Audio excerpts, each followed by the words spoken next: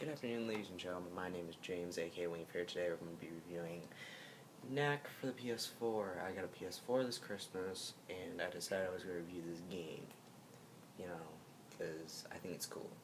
My honest review of it is, I think it's a cool game.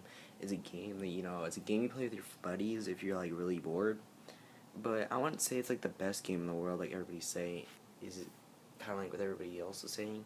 Because it's a game really where you have to sit there and actually, strategize about your attacks and how you're going to attack, because you only have really 3 moves, and that's the one with the crystals, which are crystals that power up your abilities to, one's like arrows, one's like a shockwave, one's like I forgot the last one. But, yeah, that's how bad the weapons are in that game, is you can't even remember what they do. I know I have bad memory of my weapons in that game, but, yeah. And then live streaming, is kind of a pain because I can't really live stream that much until the game starts, jacking my system up and everything. So, yeah, I didn't live stream much of it, and I would only get, 2 or 3 viewers anyway. But, yeah. The co-op, I cannot play yet, so I'm going to have to come back to y'all when I get the co-op going with my brother. And, I do like the different abilities you could do, though. I do like the that you can build your character 3 stories tall. That was kind of a cool ability. And then finding the truth about the relics, which I haven't played the game yet, actually. I've played Mordor and Call of Duty, but I've not completed Knack yet. And I have Dragon Age to still complete too, and then get a review up on that. Mordor will probably be up in a few minutes. But yeah, the review for this game, my honest review, I would give it, well, I don't know how it is on other systems. Well, this is only a PlayStation 4 game, but if I had to give my honest review, it'd probably be a 7 out of 10. Mostly because there's no rememberable abilities that you would really, be OP with. There's no real good storyline, and then there's the pain in the butt combat that's kind of hard to, control your character, because some of the guys are really OP when it comes to attacks. But, yeah, that's pretty much my review, and then, I might start a review soon, in a second here. I might continue on from this to so,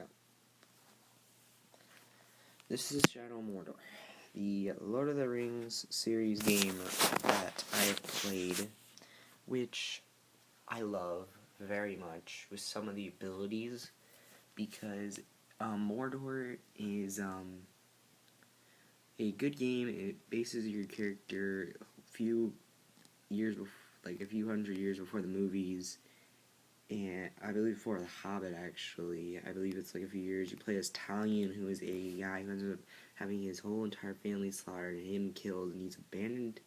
He's been banished from death to help the Elf King from the from the 2nd century or something like that, and then you have to help him to find out his memory as well. And the game actually plays really well, and the combat actually reminds me a lot of Batman Arkham Asylum or Assassin's Creed, which Assassin's Creed I'm beast at. But yeah, the review was, it didn't get that many. It actually got some really good reviews, and it really did a lot better than the rest of the games that I've played. Some of the abilities I could think were kind of overpowered, like the bow, the giant bow ability, where you could, shoot the bow and it would, it would one-shot enemies.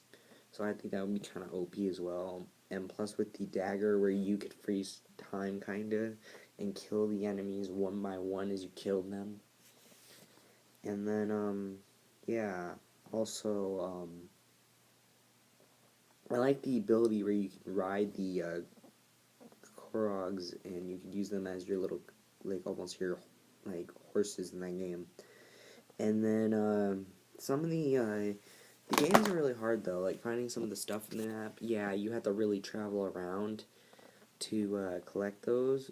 I mostly just collected the little things you can find on the walls in certain areas, that unlock like a story of how like his family was murdered, how the Elf King was murdered, and when you find all his abilities or whatever, and you find his weapon, you end up finding out that he was the one who forged the rings of power that are in the movies later on. If you watch the movies with the rings of power that show up in the movies are remember the scene where the ability where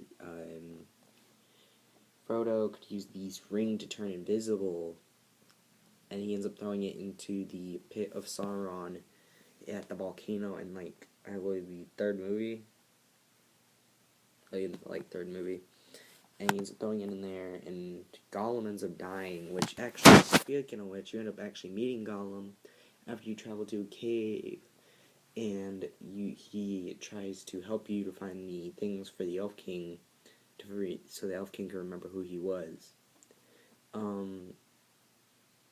I think the one thing I like about the storyline is how it's set up. I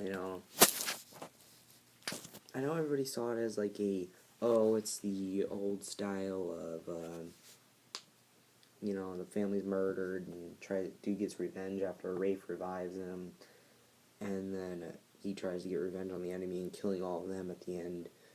But it's more than that, actually. If you actually like the Lord of the Rings series, you'll like this game. It's a lot better than, like, say, War of the North or the other games.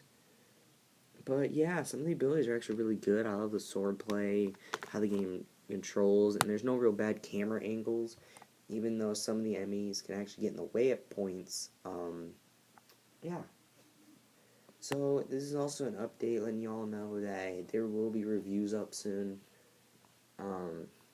Once I get more games from my PlayStation 4, which aren't that many because PlayStation 4 doesn't have that many games up, I'll probably end up playing, live streaming a few of, Evil Within, or I'll probably start doing Dying Light next week, because next week's my birthday, and I'm getting PlayStation Plus so I can play multiplayer as well, and then I'll probably end up getting Dying Light the 29th, 3 days after my birthday, and I'll get that game, and probably play Destiny as well, because I'll probably end up buying one of those money card things where I can spend money on my system to go buy a game, and I'll probably end up buying Destiny along with the expansion pass. Ow.